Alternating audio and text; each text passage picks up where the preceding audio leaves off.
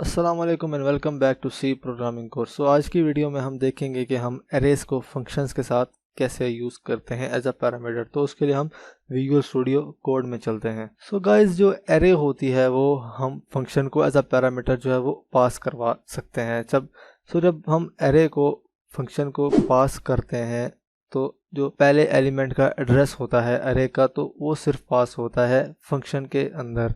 इसको हम बोलते हैं एरे को पास बाय रेफरेंस, क्योंकि इसके अंदर एक सेपरेट कॉपी जो है वो एरे की क्रिएट नहीं होती जब हम इसको फंक्शन के अंदर जो है पास करवाते हैं। सबसे पहले हम देखते हैं कि हम इंडिविजुअल एलिमेंट्स फंक्शन को कैसे पास करते हैं एरे के। तो उसके लिए मैं यहाँ पे एक सिंपल सा कोड लिखता हूँ। मैं यहाँ पे पहले एक फंक्शन जो है वो मैं बना लेता हूँ। मैं उसका टाइप रखता हूँ void, एंड देन मैं यहाँ पे उसका नाम रखता हूँ डिस्प्ले, एंड देन मैं यहाँ पे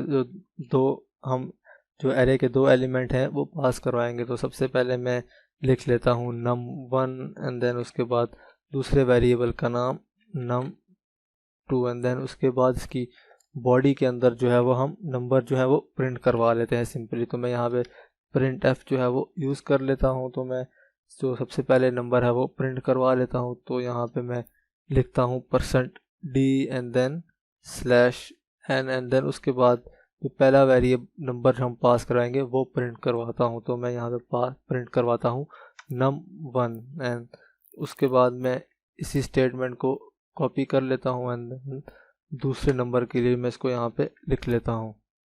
अब उसके बाद मैं मेन फंक्शन के अंदर एक एरे बनाता हूँ इंटीजर टाइप की, एंड देन उसके अंदर मैं कुछ एलिमेंट्स जो है वो रख लेता हूँ।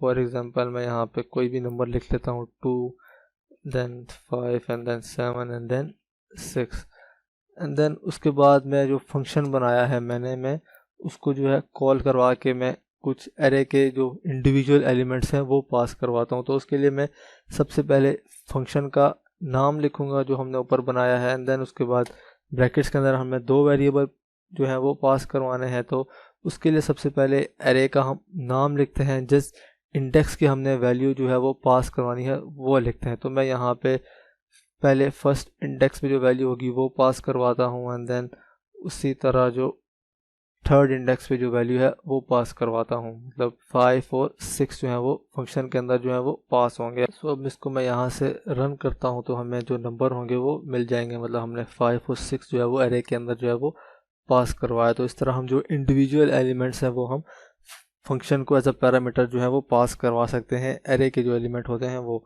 अब उसके बाद मैं एक और फंक्शन लिखता हूँ जिसके अंदर हम जो एरे को है वो एक पूरी जो एरे होगी वो पास करवाएंगे। तो उसके लिए मैं यहाँ पे इस फंक्शन को मिटा के मैं यहाँ पे एक और फंक्शन क्रिएट करता हूँ void sum of array के नाम से, या मैं यहाँ पे सिर्फ सम ही लिख लेता हूँ। एंड देन उसके बाद हमने एक पूरी जो एरे है वो लेनी है। तो मैं यहाँ पे एक इंटीजर टाइप की जो एरे है वो बना लेता हूँ, एंड देन उसके बाद इसकी बॉडी के अंदर हम जो एरे होगी उसके जो एलिमेंट्स होंगे उनका सम कैलकुलेट करेंगे। तो मैं यहाँ पे एक वेरिएबल बना लेता हूँ सम के नाम से, जिसके अंदर हम जो है वो सम कैलकुलेट करेंगे। एंड देन उसके बाद हम लूप के ज़रिए एरे के एलिमेंट्स का जो हम इसके अंदर एरे पास करवाएंगे उनका सम कैलकुलेट करेंगे। तो मैं यहाँ पे इंट आई एक वेरिएबल क्रिएट कर लेता हूँ काउंटर वेरिएबल लूप का, एंड देन हम यहाँ पे समझे 5 वेरिएबल जो है वो लूप के एरे के अंदर जो है वो उसको पास करवाएंगे फंक्शन के। एंड देन आई की वैल्यू को हम प्लस प्लस कर देते हैं, एंड देन उसके बाद मैं यहाँ पे सम के अंदर जो है वैल्यू जो है वो स्टोर करवा लेता हूँ। देन मैं इसको इस तरह लिख लेता हूँ सम प्लस इक्वल्स, मतलब सम के अंदर जो सम प्लस जो एरे के इंडेक्स पे जो वैल्यू होंगी वो प्लस होती रहेंगी, एंड देन उनकी जो रिजल्ट होगा वो सम के अंदर जो है वो सेव होता रहेगा। अब हमने यहाँ पे फंक्शन में हमने वैल्यू जो है वो रिटर्न करवानी है। तो मैं यहाँ पे रिटर्न सम भी लिख लेता हूँ, क्योंकि हमें जो सम होगा वो वापस से रिटर्न हो जाएगा। उसके बाद यहाँ पे मैंने एक पहले से एरे जो है वो डिक्लेयर की हुई है, उसकी वैल्यू भी मैंने जो है 5 वैल्यूज़ रखी हैं उसके अंदर।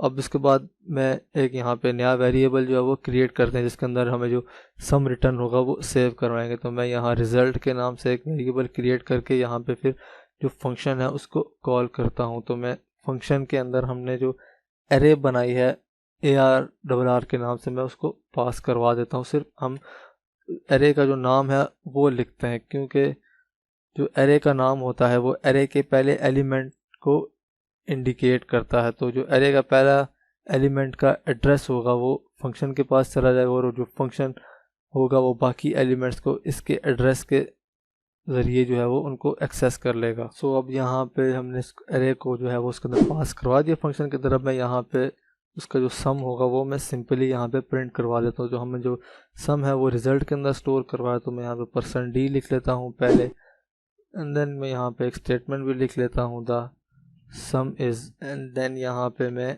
जो रिज़ल्ट है उसको यहाँ पे प्रिंट करवा लेता हूँ प्रिंटफ के ज़रिए। तो मैं अब इस कोड को सेव करके रन करता हूँ, तो जो हमें जो सम होगा वो मिल जाएगा 29। तो इस तरह से हम जो एरे है हम उसको पूरी एरे जो है वो फंक्शन के अंदर जो है वो पास करवा सकते हैं सब पैरामीटर, या अगर हमने कोई इंडिविजुअल एलिमेंट जो है वो पास करवाना है तो उनको इंडेक्स वाइज जो है वो एरे को पास करवा सकते हैं फंक्शन के अंदर, हमने अगर कोई सिंगल एलिमेंट जो है वो करवाना है। सो आज की वीडियो के लिए इतना ही, मिलते हैं नेक्स्ट वीडियो में, तब तक के लिए अपना ख्याल रखिए। अल्लाह हाफ़िज़।